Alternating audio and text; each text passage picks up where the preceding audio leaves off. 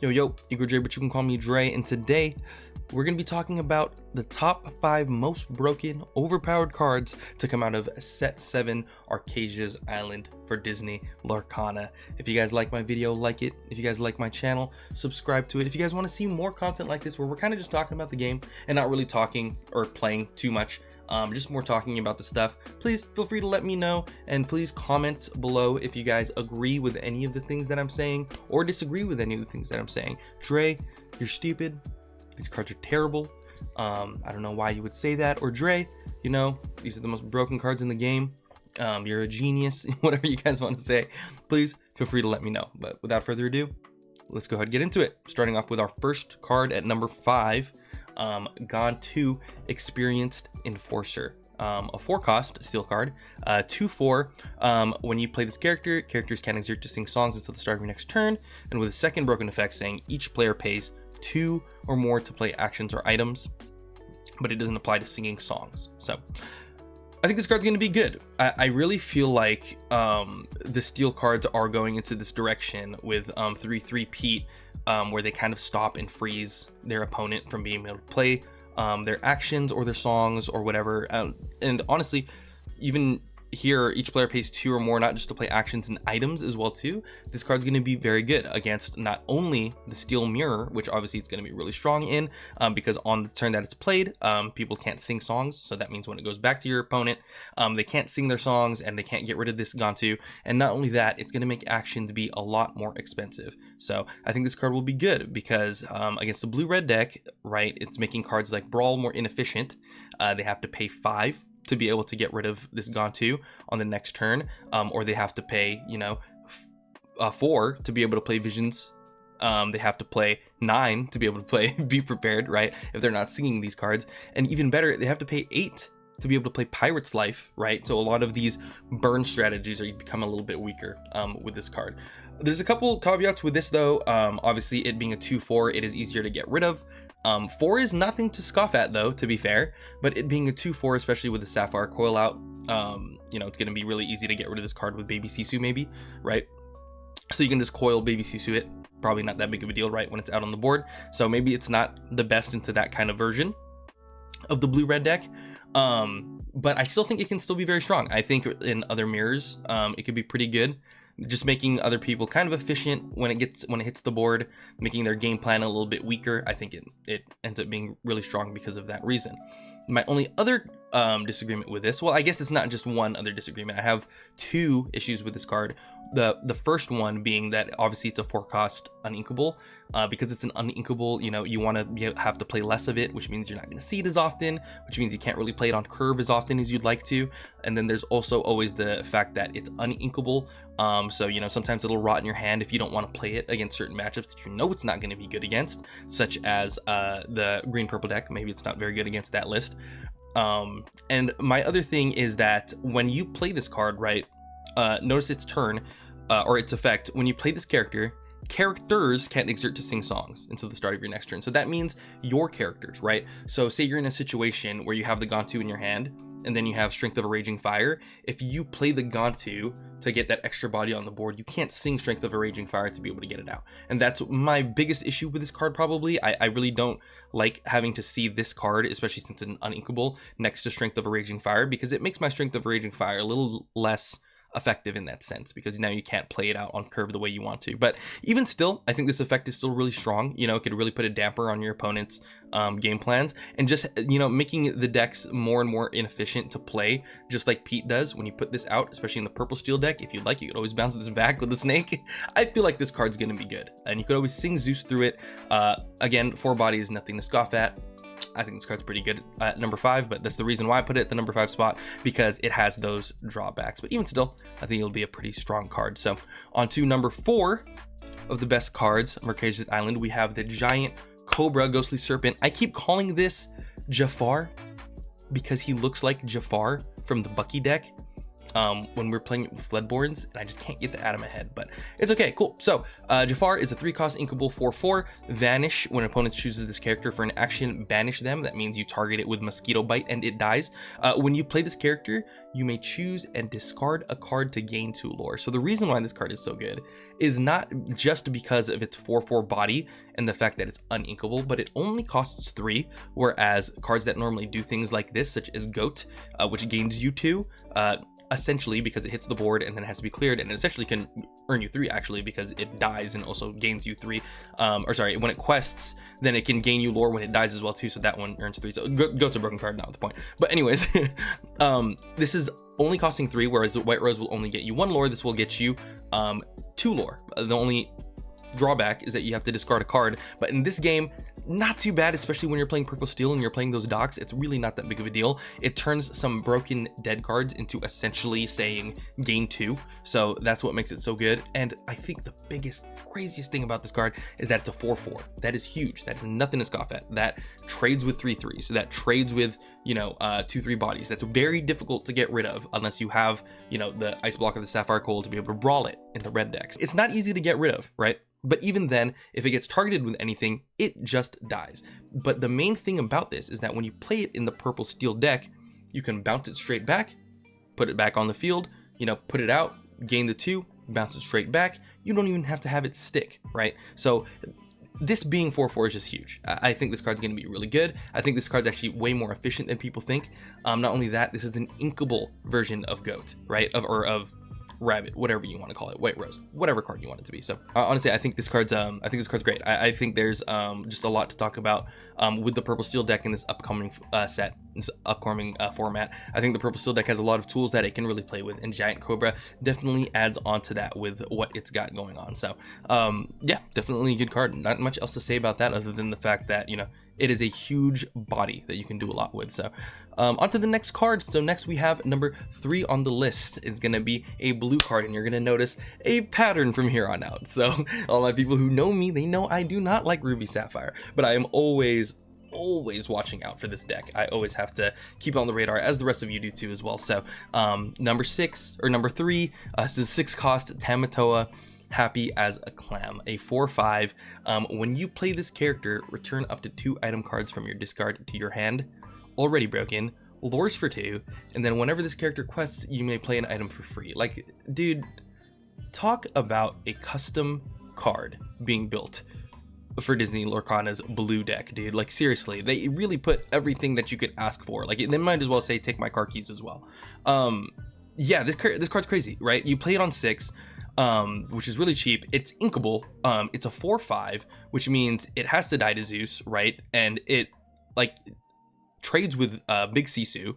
It's hard to get rid of already, even when it hits the board. And then it quests for 2, which is already kind of crazy. And then it returns up to 2 item cards from your discard to your hand. So that's, you already know in your blue deck, your Popsicles are going to be in the grave, your Fortispheres are going to be in your grave. And not only that, this makes the wheel decks even better, because not only can this sing wheel, but it also can, when you wheel out your Lucky Dimes or your other broken items that you put in the grave off of just wheeling, you can add them back if you draw into this card, which is insane. I just imagine you have a Cogsworth up, sing Holy World, boom, discard your hand, and then draw 7. One of them is a Tamatoa, and you have like, what, 7 ink or whatever. Boom, play the Tamatoa, add back 2 of the items you played. You didn't even, you know, use all the cards in your hand. You just drew 7, and you're adding back 2 already. So technically, you added back 9.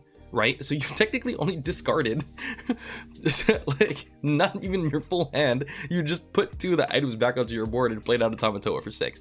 I don't know. This card is just insane. It just reads like a custom card. Like, it was made for these decks.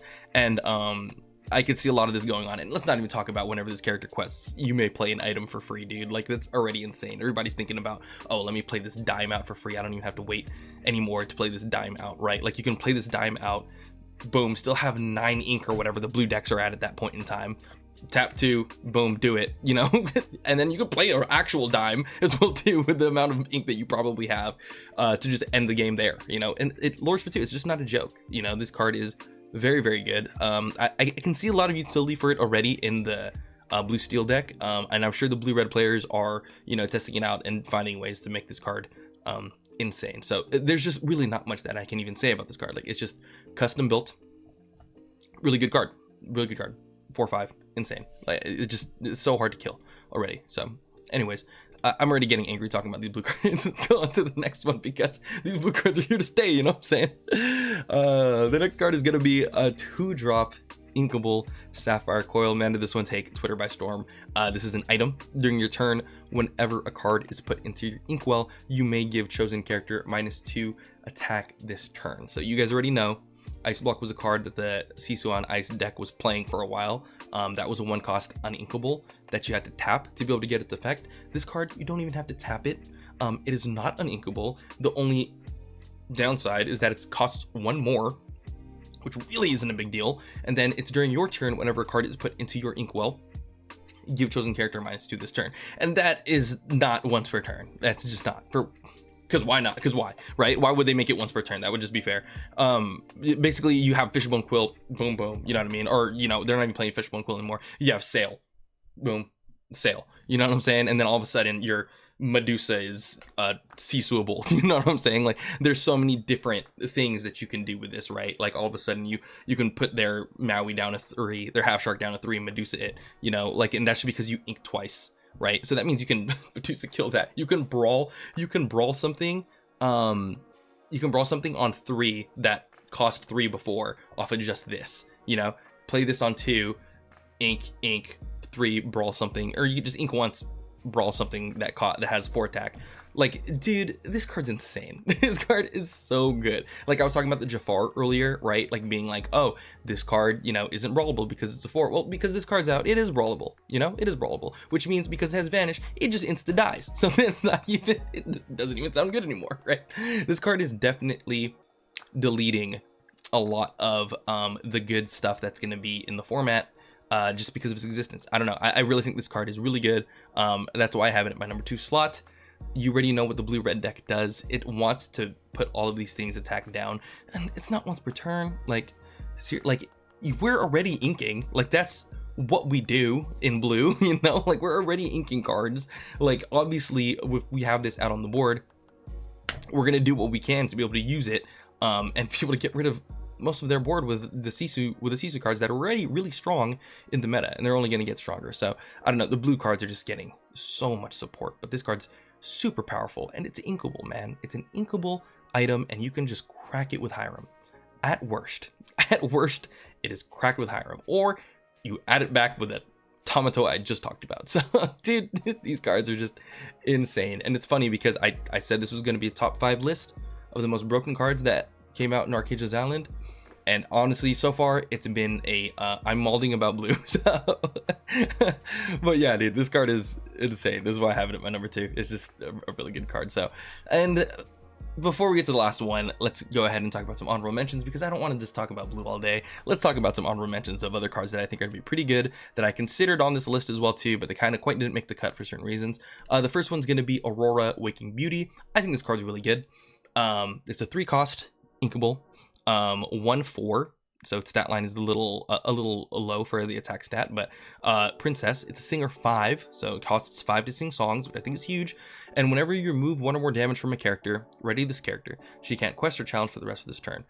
This card, I think, will see play. I think with the yellow steel decks that play now, or with the traditional steel song lists that play now, because a lot of players were playing Gaston originally to take up that spot for that extra 3-cost singer player to make sure that it doesn't die to like the Sisus and the Brawls, because it's a 3/3. Difference here is this is a 1/4, right? However, they're going to be playing Sapphire Coil anyways at this point. The Gaston, honestly, probably just gets completely moved out of the meta, because the Sapphire Coil doesn't care. It's just going to deal with it anyways. Your 3-cost monsters, your 4-cost monsters, they're all going to get tagged by the Sapphire Coil once you ink it. So it doesn't even matter if, you know, once you ink something, so it doesn't even matter if you have it as a 3/3, right? So this might as well be the same thing. This is at least a 1/4. It has to get shot twice by Let the Storm Rage on. It has to get Zeused, right? It's a little harder to deal with. And most importantly to me, I think the most important thing about this card is that it lures for 2. This is the first Singer 5 that we've gotten that is completely playable for luring at 2. That adds a completely other threat onto the board next to what? Your Daisy Duck, your Ursula, your Ariel, you know, your Smees, whatever you have that's your Piglets, you know, whatever you have that's turning sideways already. This is another threat that you can put out to have them get rid of it just in case something happens, right? And then even better, its effect. When you remove 1 or more damage from a character, you can ready it. Basically what you'll do is you'll quest or you'll swing it into something, right? You'll Rapunzel. Oh man, this is so broken here. So you'll go ahead and have a 1/4 out. You'll have the Rapunzel in your hand. You swing it into something with 3 attack. Boom, it gains 3. You heal it with Rapunzel, right? You gain the 3 back, and then you possibly get a song, right?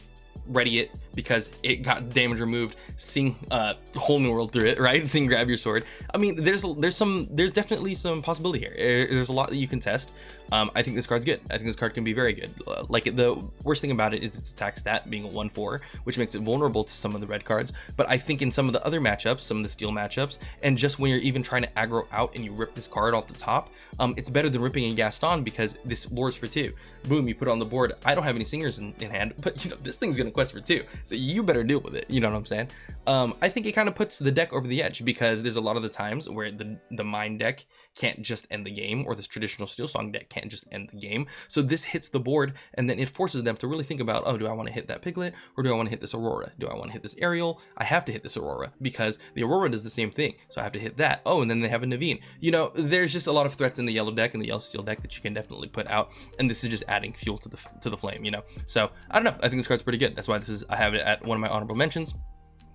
Next card I have is Bagheera, Guardian Jaguar. I think this might be one of the better steel cards that came out for sure. It didn't make the list only because its effect is pretty good. However, it's a little bit more reactionary. I don't really like bodyguards too much still in the current state of the format. Like, I think the best bodyguard is like Pluto, and even then Pluto is just probably better than this card because it's a 4 cost that does 5 damage upon returning when they try to swing into it. But there's some important things about this. So it being a 5 cost, it's inkable. It being a 5 cost, it can sing 5 cost songs, so maybe it's good in the blue steel list, right? It's a 4/3. Hitting back for 4 is still pretty strong. I know Pluto hits back for 5, but this one doesn't have that caveat of where it has damage. It doesn't have its attack stat. This will have its attack stat no matter what. And then its effect is during an opponent's turn when this character is banished, which is huge to me, because it's whenever it's banished. It's not just by challenge, it's whenever it's banished. So whether you hit it with a spell or whether you get rid of it some other way, you deal 2 damage to each opposing character. This technically trades with Maui because they have to crack into it, and then it does 4 damage to the Maui, and then it does 2 damage to each opposing character. So it fully kills the Maui, which is pretty good for it being a bodyguard. And then again, just like I said with Aurora, this thing quests for 2. Another threat that you put out on the board that if it goes off, it gets its quest, resolves its quest. You know, you can see this as a threat again as well too. I think that's pretty valuable. I think that's really valuable in this current meta. So, but yeah, I really think think this card's pretty good. I don't think this is a bad card at all. So definitely something to look at. Maybe not the strongest thing, but definitely something to look at. Next up, for another honorable mention, we have the Queen, a Jealous Beauty, a 4 cost, 4/3. So I have a couple people talking about this card, but you know, not thinking that it's very good. But honestly, I can see a lot of potential with this card as well too. So let's go to read the effect. You tap it, choose 3 cards from chosen opponent's discard, and put them on the bottom of their deck to gain 3 lore. If any princess cards removed this way, gain 4 lore instead. So honestly, the reason why I think this card is good is because in the purple deck, especially the purple steel deck, a lot of the times you're putting up threats that basically gain you free advantage lore. So for example, in the purple steel deck, if you're playing that Jafar, boom, discard, gain 2 lore. You have goats that are gaining you lore as well too. You have White Rose, if you're still playing that would gain you lore as well. They want to have to get rid of the goat, right? They want to have to get rid of some of the purple cards. You have the Madam and Fox that's able to rush into things.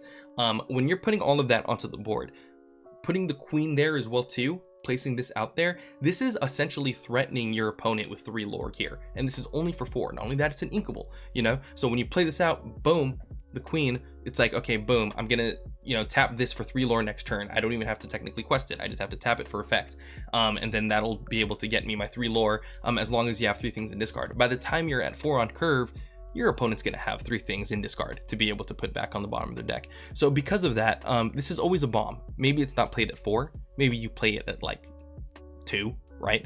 But when you see it, you know, it's something that they want to get rid of because, boom, dang, I got to tap it. and then they're gonna gain 3 lore on me. Maybe I need to deal with this. Yeah, I think this card's good. And secondly, it has a different, utility to it in the fact that it takes cards from your opponent's discard and puts it to the bottom of the deck. That's huge when talking about certain cards, right? Maui Half Shark, they have B prep in their graveyard. I know this Maui Half Shark is about to hit me pretty hard with that B prep. I don't want them to B prep me. Boom, tap this. If they don't get rid of this, I get rid of the B prep in their grave. They can't add it back off the Half Shark, and I don't care if your Half Shark swings into me if I can get rid of the actions I care about. Boom, they have Pirate's Life in the grave. Put that back to the bottom of the deck. Not only that, it goes to the bottom. They're not getting that shit back. That's nice. It's counterplay in its own sense. Oh, maybe they have a Tamatoa, maybe they have an 8-drop Tamatoa in the field, or maybe they have the 6-cost Tamatoa that's going to add back items. Boom, put that Lucky Dime back to the bottom of their deck. Now you have no win condition. What's up? Card's good, dude. Card's good. I really think that there's more utility to this card than people are seeing. I think it's definitely decent for the purple deck. It's a threat. It's definitely something that you can play. So that's why I have it here as an honorable mention. Last but not least, for the honorable mentions, I wanted to make sure I talked about Ink Geyser. Ink Geyser, the action. This is a blue-green, 3-cost, uninkable. This one took Twitter by storm because we were so mad at the idea of losing their mana. And the card isn't even that crazy, right? Each player exerts all the cards in their inkwell. Then each player with more than 3 cards in their inkwell return cards at random from their inkwell to their hand until they have 3 cards in their inkwell. The reason why this card isn't too crazy is because you're doing it to yourself. So essentially, you're always at a point in time playing this card where you have to have only three cards in your inkwell as well too. And when you want to play your turn, right? There's things that you can do with Fishbone Quill, Tipo, one jump ahead, whatever, right, to be able to ramp back up again. But I think it could be very good in a blue-green list that plays it. I'm just very curious about how people will be able to build the deck, right? What I'm thinking is a lot of 3-cost green cards such as Diablo, such as Prince John. Maybe we're going that way, right? Maybe you play the Muses to be able to try to get rid of cards, but then you run into the problem where clearing their board is very difficult. The only reason I have this as an honorable mention is because of how unique its effect is. I think that because of how unique it is, there might be a way that people take advantage of this. Me currently at the moment, I can't really see how, but I think there's possibly a thing. There definitely is. This mechanic's brand new. Other than that though, I really don't think the card's that crazy. I think people are slightly overreacting to this one. It's a 3-cost, it's an inkable, and it puts everything back. It resets your whole inkwell, and then you have to do a lot just to be able to get this off as an action. In worst, it gets frozen by Pete. You know what I mean? I don't know. This card might not be too crazy, but I have it as an honorable mention to kind of just talk about it. So boom, let's get into it. Last but not least, you guys already know what it is. If you guys have seen anything on Twitter, or if you guys have seen any of the stuff, that they've talked about over at Ravensburger HQ, I don't know who's running that place, but last but not least, we have a damn common Bell Apprentice Inventor, the 3-cost, the 3/3 inkable. Let's talk about it. During your turn, you may banish chosen item of yours to play this character for free. Man, this card is insane. Why did they print this? This card is honestly, it's not even the fact that this card can is overly broken or anything like that. The main issue with this card is that it is a staple. There's so many different avenues that they've opened up for the blue deck to be able to play because this card was printed now. You can summon this early, obviously on 1, you play Popsicle, crack the Popsicle, play this for free, right? You only have 1 ink, but now you already have a 3-cost 3/3 on the board. This is dealing with a lot of, problem cards that the blue decks faced, right? Daisy Duck. I can Vitalisphere this card now just destroys Daisy Duck for fun, and it only takes 1 damage. Wow, I can swing this into a snake. I can just kill it. You know what I'm saying? Or in the blue steel deck, now we can play we can take out bad cards like Fire the Cannons and Twin Fire, and we can play Let the Storm Rage On. We can play Strength of a Raging Fire, right? Because we can sing this as a 3-cost on 1. Essentially, they gave blue its own Cinderella or its own Diablo, And I think this card is one of those cards that kind of don't belong in the game in a sense.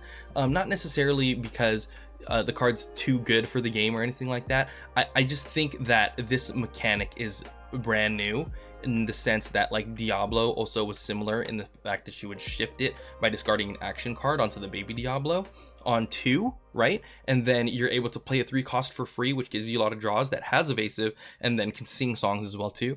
Everybody felt that and thought that was broken, right? This is kind of similar in that sense, where you can crack an item, you can play this for free, right? And now you can sing songs on 2 that were never able to be played. Now you're essentially playing 6 ink worth of mana onto the board just because you summoned this card if you sing a song through it, right? You can also sing One Jump Ahead through it as well too, to be able to get more ramp. If worse comes to worse, you can crack the item, play this, you know, ramp next to it, play a Tipo next to it. All of a sudden those 2 bodies can kill Daisy Duck. We have so many different avenues that we can play with blue because this card now exists. It's good in steel. I'm sure it's going to be good in red. It's a 3/3. At worst, it's inkable. I think it's good at almost any point in the game because you can definitely put it on the board for that extra push just by cracking an item, or you can put it in the well, or it's a 3/3 that trades with so many different things. Like, we already know the 3 stats good. The 3 stats good in purple. The 3 stats going to be good for blue as well too. So it gave them a fighting chance versus cards like this. But did it need that fighting chance? I don't know. I think I think the deck had a lot going for it already. But yeah, I think that's about it. I don't really think I have much else to say about all of these broken blue cards. There's so many.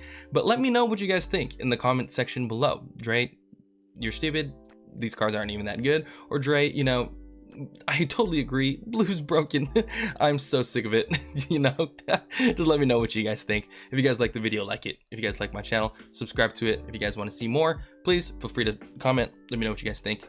And already, yeah, we'll see you guys in the next one.